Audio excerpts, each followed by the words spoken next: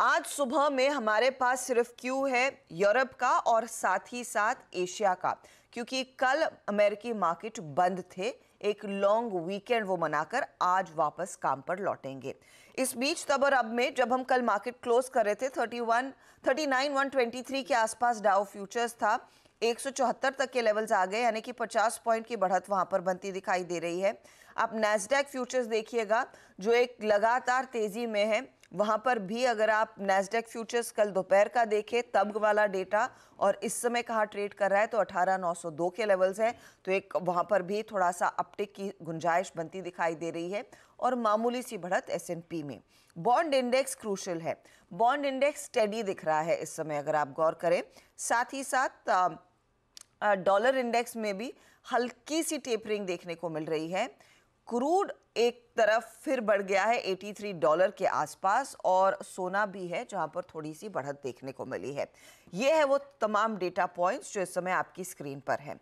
अब लेकर आते हैं हमारा एशियाई पीयर सेट, वहां पर सिचुएशन क्या बनती दिखाई दे रही। याद रखिएगा आज बैंक ऑफ जापान की कोर डेटा निकल कर आएगा तो उस पर नजरें रहेंगी।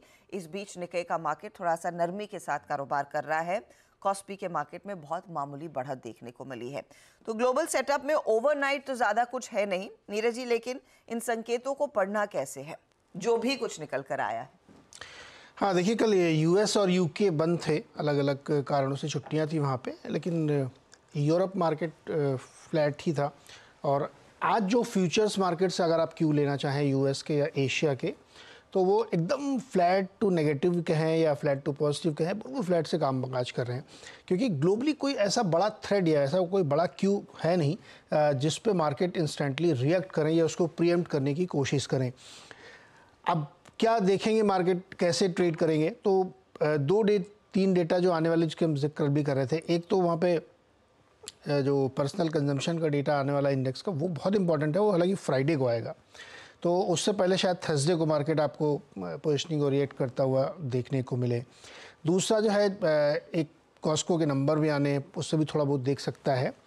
लेकिन सबसे इम्पॉर्टेंट इस हफ्ते की खबर मुझे लगता है कच्चे तेल में होगी, क्योंकि ओपेक की बैठक होनी है और उस बैठक में क्या प्रोडक्शन कट जो हुआ है उसको कंटिन्यू करने पर एक आम राय बनेगी, क्योंकि सऊदी अरबिया पुश कर रहा है कि इसको जारी और रखा जाए, बावजूद इसके कि जो ग्लोबल डिमांड का नंबर आ रहा है वो काफ़ी ऊपर है। तो उसकी वजह से आप देखिए क्रूड में फिर थोड़ा सा 20-30 सेंट की उछाल आई और 83 के करीब पहुंच गया ब्रेंट। तो एक ग्लोबल मार्केट का ड्राइवर क्रूड होगा जो इस हफ्ते नज़र पर रखना चाहिए। दूसरा इन्फ्लेशन का नंबर होगा। तीसरा बहुत सारे छोटे छोटे नंबर आएंगे, रिटेल सेल्स का नंबर, कंज्यूमर कॉन्फिडेंस का नंबर, वो उतना ज़्यादा मुझे लगता मैटर नहीं करते ये। लेकिन ये दो नंबर हैं जो ग्लोबल मार्केट को ड्राइव कर सकते हैं, तो इसको तो रडार पर रखना चाहिए। कल चाइनीज़ मार्केट में अच्छी तेज़ी के साथ मार्केट वहाँ के बंद हुए हैं, बहुत बढ़िया मजबूती वहाँ पे हुई है। क्योंकि एक खबर ये निकल के आई कि चीन की सरकार अपने यहाँ जो चिप बनाने वाली कंपनीज़ हैं उनके लिए बहुत बड़ी एक स्कीम लेके आई है। $1 बिलियन की स्कीम है वो, और उससे वो उनको पुश देना चाहते हैं, क्योंकि आपको याद होगा झगड़ा बहुत चल रहा है यूएस के साथ उनको चिप को लेकर के। तो उन्होंने अपने डोमेस्टिक इंडस्ट्री को मदद करने के लिए वो स्कीम लॉन्च की। इसलिए टेक्नोलॉजी शेयर्स, चिप वाले शेयर्स, वहाँ की जो दोनों बड़ी चिप कंपनीज में बहुत बड़ी तेज़ी, 10% की तेज़ी बनी थी जो हांगकॉन्ग लिस्टेड स्टॉक्स थे। तो एशिया में आज फिर से चाइना पे नज़र रहेगी सब लोगों की किस तरह से करते हैं। लेकिन नेट मुझे लगता है क्रूड पे नज़र रखनी चाहिए, और पीसी डेटा शुक्रवार को आएगा, थोड़ा वेट करना पड़ेगा। तो इनफैक्ट ये सेकेंड हाफ थर्सडे के बाद वो डेटा फ्लो ज्यादा इंपॉर्टेंट होता हुआ दिखाई देगा। आज देख लेते हैं बैंक ऑफ जापान का कोर सीपीआई डेटा कहां पर आता है, क्योंकि वो एक चिंता की स्थिति बनी हुई है। वो बिल्कुल चिंता की स्थिति है। हालांकि लास्ट वाला डेटा जो घट के आया था, हाँ, इन्फ्लेशन 2.3 से 2.2% पर एग्जैक्टली, तो कोर में नजर रहेगी। हालांकि एक्चुअली मुझे लगता है जापान बहुत बुरी तरह फंस चुका है। वो रेट बढ़ा रहे हैं, उसके बावजूद उनकी करेंसी डिवैल्यू हो रही है और इन्फ्लेशन सपोर्ट नहीं कर रहा है। इन्फ्लेशन अगर गिर रहा है तो आपको रेट बढ़ाने का कोई सेंस बनता नहीं है। तो इसलिए बहुत दिक्कत जापान की ओर से तो है, इसमें कोई शक नहीं। मैं इनफैक्ट जापान पर एक रिपोर्ट पढ़ रही थी कि वो ना बहुत ही पेचीदा स्थिति में है, devil and the deep sea वाली। अब ये इतना करेक्ट हो चुका है बाकी करेंसीज के सामने, तो टूरिस्ट लगातार भर भर के जा रहे हैं और जापानीज को बाहर वाले लोग पसंद नहीं है। तो एक तरफ इकोनॉमी को सपोर्ट मिल तो रहा है, लेकिन लोकल्स नाखुश है, क्योंकि वो बोल रहे गंदगी फैल रहे हैं, हमारी प्राइवेसी का उल्लंघन हो रहा है। अब वो टूरिज्म पर कुछ और फीस लगाना चाहते हैं, कुछ और कैप्स लगाना चाहते हैं। अब उसका रिपल इफेक्ट क्या आएगा इकोनॉमी पर वो देखना होगा, क्योंकि बहुत ही वो तो कैच 22 वाली सिचुएशन है। अच्छा, एक और चीज, आई डोंट नो आपने वो पढ़ी कि नहीं रिपोर्ट, ईसीबी शायद इशारा कर रहा है कि रेट कट इशारा कर रहा है। देखिए एक्चुअली ईसीबी और इंक्लूडिंग यूके ने लास्ट मीटिंग में उनके जो गवर्नर के हैं, जो भी कह रहे सेंट्रल बैंकर, उन्होंने इशारा किया था कि वो जून वाली बैठक में कट करने पर विचार कर सकते हैं। तो चूंकि सबसे लार्जेस्ट इकोनॉमी जर्मनी और यूके ही है वहाँ यूरोप की, तो ईसीबी के ऊपर नेचुरली कि एक दबाव बनेगा ही। तो ईसीबी को करना इसलिए पड़ेगा क्योंकि देखिए यूरोप की स्थिति एकदम उल्टी है यूएस से। यूएस एक फायरिंग ऑन ऑल सिलेंडर वाली इकोनॉमी है और यूरोप की इकोनॉमी भी उतनी स्ट्रांग नहीं, रिवाइवल के मोड पर है। तो रेट कट की पूरी संभावना बन सकती है ईसीबी की ओर से। तो अगर वो बनती है तो मुझे लगता है काफ़ी पॉजिटिव होगा, और यूके भी केस से भी बनेगी।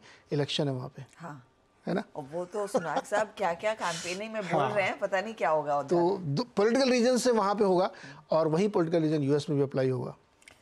जी हाँ, इनफैक्ट ये साल पूरी तरह से पॉलिटिक्स ड्राइव करने वाली इकोनॉमी को, उसमें कोई दो राय नहीं है। 50 कंट्रीज में चुनाव हो रहे हैं। हाँ। और सारी लार्जेस्ट डेमोक्रेसी इकोनॉमी सब में चुनाव, सब लोग, हाँ वही सब मिलके। तो अगर कोई तख्ता पलट होगा तो पूरी यूनिवर्स पर उसका इम्पैक्ट बनता हुआ दिखाई देगा। तो बेसिकली तो ग्लोबल क्यूज क्या करे, न्यूट्रल कह के वैसे भी हम लोग आजकल अपने ही धुन में चल रहे हैं, तो ग्लोबल क्यूज ज्यादा लेते नहीं है, तो न्यूट्रल मान के चलिए, न्यूट्रल टू पॉजिटिव कह सकते हैं। Neutral to positive global cues. लेकिन अपनी धुन की बात करें तो गिफ्ट निफ्टी जो करीब 40 पॉइंट ऊपर था, अब सिर्फ एक तरफ 17 दिख रहा है, दूसरी तरफ 19। तो चलिए थोड़ा सा कूल ऑफ कर रहा है।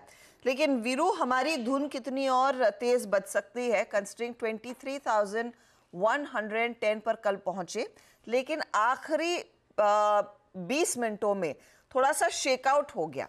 अब उसमें क्या पढ़ा आपने, डेटा पॉइंट उभर कर क्या निकल कर आया आज निफ्टी के लिए और निफ्टी बैंक के लिए? Good morning Harshada, good morning Neeraj ji. देखिए हर्षदा, उस आखिरी के आधे घंटे की जो वॉलेटिलिटी है उसको भी एड्रेस करेंगे और उसको कैसे ट्रेड करना है उसको उससे बात करूंगा। बट टिल द टाइम वो एक कंट्रोल डिप्ट है, तब तक उसे भी बाय करना है हमें। कल हमारी क्या बात हुई थी हर्षदा, देखिए दो चीज़ें हैं इस क्लस्टर में निफ्टी पे। आप देखिए आपके नियरेस्ट बेस हैं 21,800 21,900, वहां तक के डिप को बाय करना है। 23,027 के ऊपर शार्पनेस इस स्विंग की बढ़ेगी और आप 23,110 120 131 की ट्रैजेक्टरी को छुएंगे, वहां तक गया, फिर उसके बाद से कोलैप्स हुआ। हर्षदा, ये वॉलेटिलिटी परसिस्ट करेगी। एज ए डे ट्रेडर आपको ये 23-24 का इंडिया विक्स ये बार बार लेके आएगा। बट मुद्दा ये है मेन कि टिल द टाइम ये कंट्रोल्ड फॉल है, जब तक ये पुट राइटर्स के जोन के ऊपर है तब तक इसे हमें बाय करना है। एक बात मैं जो आखिरी में कहने वाला था, शायद मैं यही कह देता हूं हर्षदा, अभी हम एवरेजेस से दूर हैं। 10 से निफ्टी दूर है, 10 से निफ्टी बैंक दूर है, तो कभी भी वो रिक्वायर्ड कूलिंग ऑफ हो सकती है। उसको कैसे ट्रेड करना है मैं बात बताऊंगा यहाँ पर।